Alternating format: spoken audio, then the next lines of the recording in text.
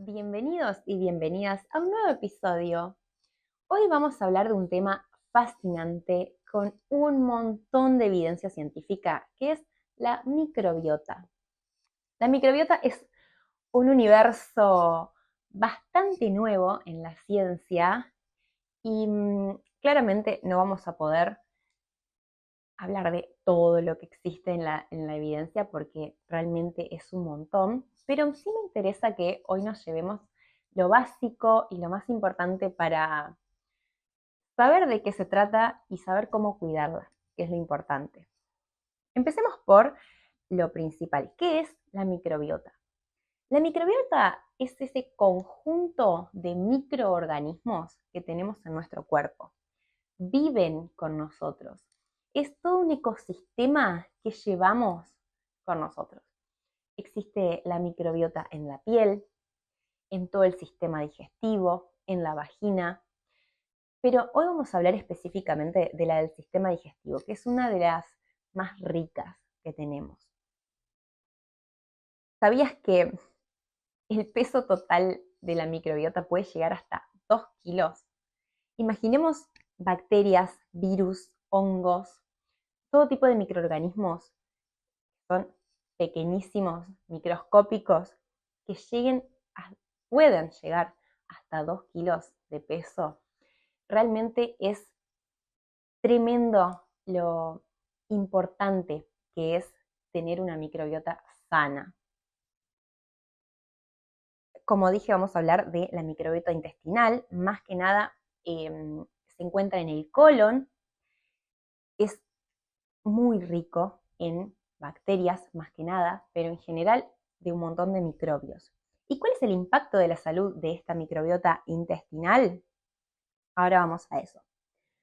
Ayuda en la digestión de los alimentos, produce fermentación de hidratos de carbono no digeribles, de la fibra. Además produce vitaminas y ácidos grasos. Las vitaminas las podemos absorber, es decir, imagínense lo importante que es que esté saludable para tener una buena producción de estas vitaminas. Y además producen ácidos grasos que son los que van a nutrir a la célula del intestino. Por otro lado, es increíble la conexión que tiene con nuestra salud mental. Sí, el intestino está íntimamente conectado con nuestro cerebro. De hecho, se le llama nuestro segundo cerebro. Y la microbiota, que es parte del intestino, ustedes háganse la idea de que la microbiota y el intestino son indivisibles. No existe el intestino libre de microbiota. No es un intestino sano sin la microbiota. Entonces, tenemos un eje microbiota, intestino, cerebro, que todos están interconectados.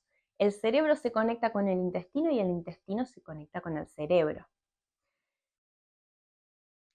¿Sabías que el 90% aproximadamente, entre un 80 y un 90% de la serotonina, que es el neurotransmisor de la felicidad, se produce en el intestino? Y la microbiota modula esta producción. Entonces, una microbiota saludable va a estar relacionada con la salud mental. Otra de sus funciones es el sistema inmune, porque insisto con la importancia del sistema digestivo en nuestro cuerpo. El 70% de las células de nuestro sistema inmune está en nuestro intestino. La protección de todo nuestro sistema inmune, la mayoría está en nuestro intestino. Y las bacterias beneficiosas ejercen un papel fundamental. Primero porque hacen como colonizaron estas bacterias buenas, no dejan lugar a que colonicen las bacterias patógenas, porque ya imaginémonos que no hay lugar, no dejan ni alimento ni lugar para estos patógenos. Además, esto que les decía hoy de que producen ácidos grasos, que se llaman los ácidos grasos de cadena corta, también lo que hacen es esto de nutrir la célula Entonces se hace una barrera mucho más cerrada, podríamos decir. Estoy intentando explicarlo de la forma más sencilla posible para que se entienda. Cuando tenemos las células del intestino íntegras, bien sanas, lo que hacen es que la barrera de nuestro intestino solamente deje pasar nutrientes. Cuando esa barrera se empieza a deteriorar con una microbiota no saludable, con una alimentación también rica en azúcares y ultraprocesados, esa barrera se empieza a deteriorar, se empieza a abrir, se empiezan a agrandar los agujeritos, podríamos decir, y no solamente van a pasar nutrientes, sino que también van a pasar otras cosas. Van a pasar toxinas, van a pasar bacterias, van a pasar por ahí alimentos no degradados, que son más grandes de los que deberían pasar. Eso sería como la función de la barrera intestinal. Cuando está sana, solamente deja pasar los nutrientes y el agua. Y por último, vamos a hablar de la conexión que tiene la microbiota con la inflamación crónica. No sé si han escuchado esta palabra. La inflamación crónica no es una distensión, no es una hinchazón, sino que es una respuesta inmune que, como es crónica, predispone a enfermedades como diabetes, como hipertensión, enfermedades cardiovasculares. Y una microbiota, podríamos decir desequilibrada, una disbiosis, es esta microbiota que no está en perfectas condiciones, se relaciona a enfermedades crónicas. ¿Por qué? Por esto, porque imagínense todo lo que hablamos antes. Hay todo un desequilibrio en el sistema inmune, en la digestión de alimentos, en la absorción de nutrientes, que predisponen a una inflamación crónica de bajo grado, que se llama así, porque es una inflamación que es poquita, que no te genera síntomas.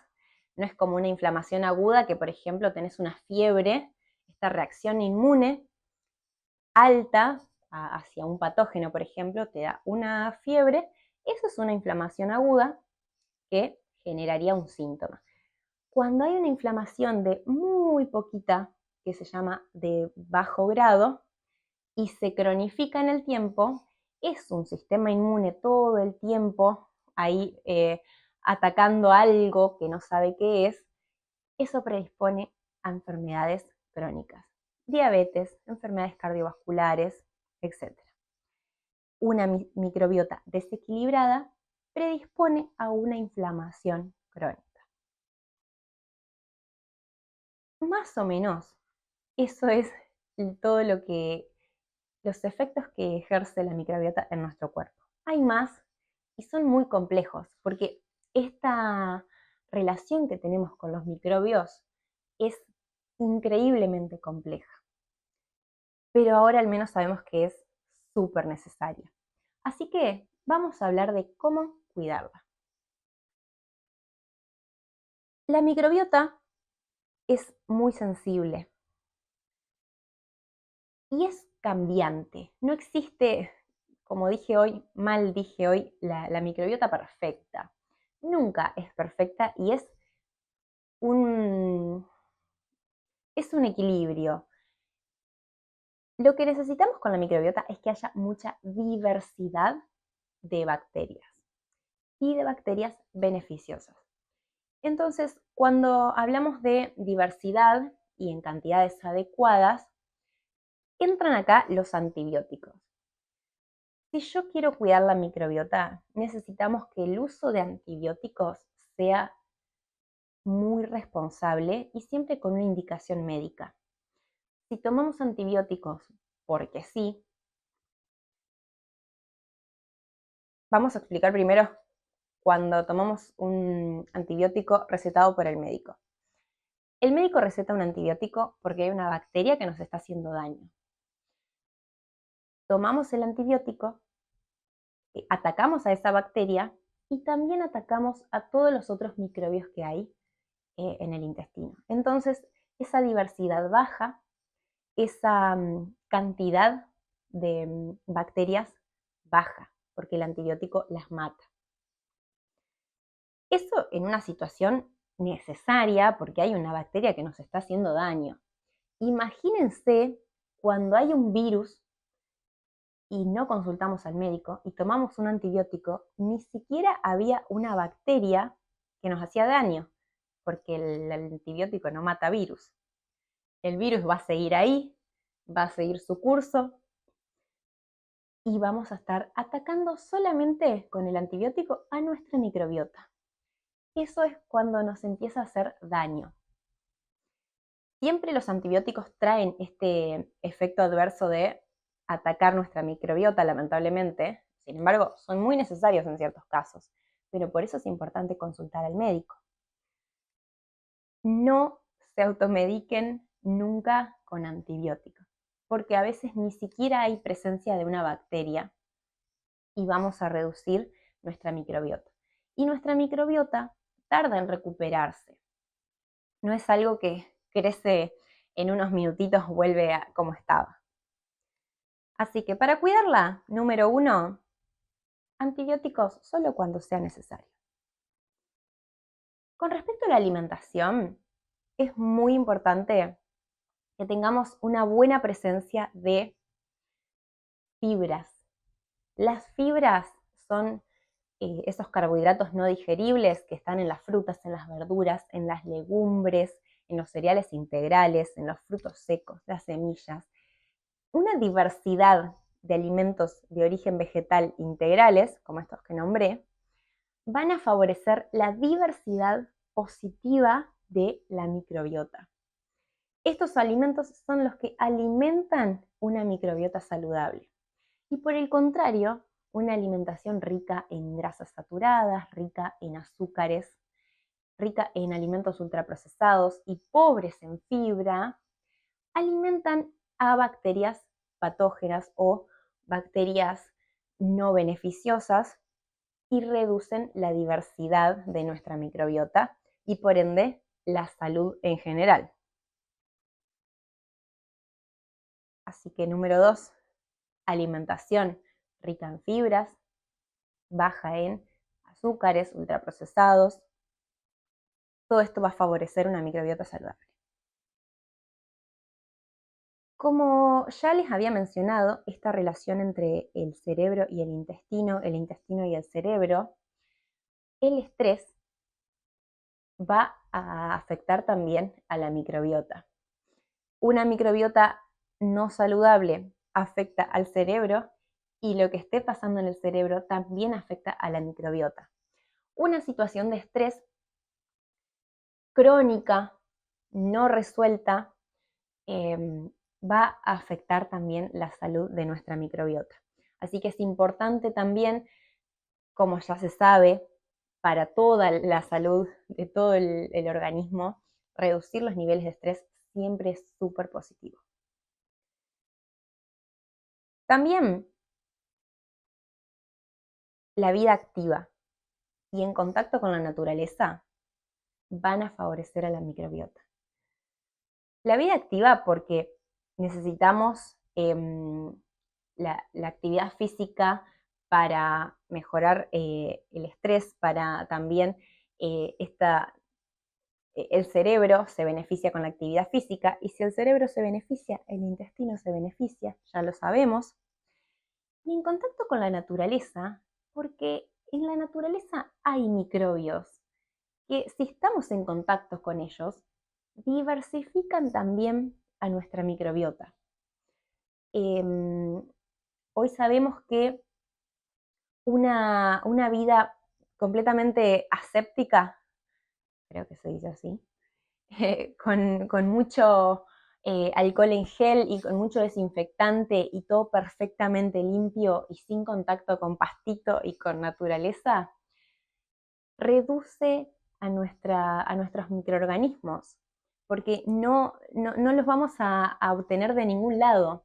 Todo está eliminado, no hay bacterias, no hay nada en en el ambiente. Y si bien esto, por supuesto, hay que tener un equilibrio porque estamos eliminando a los patógenos del ambiente, también eliminamos a las bacterias buenas, a las que nos harían bien.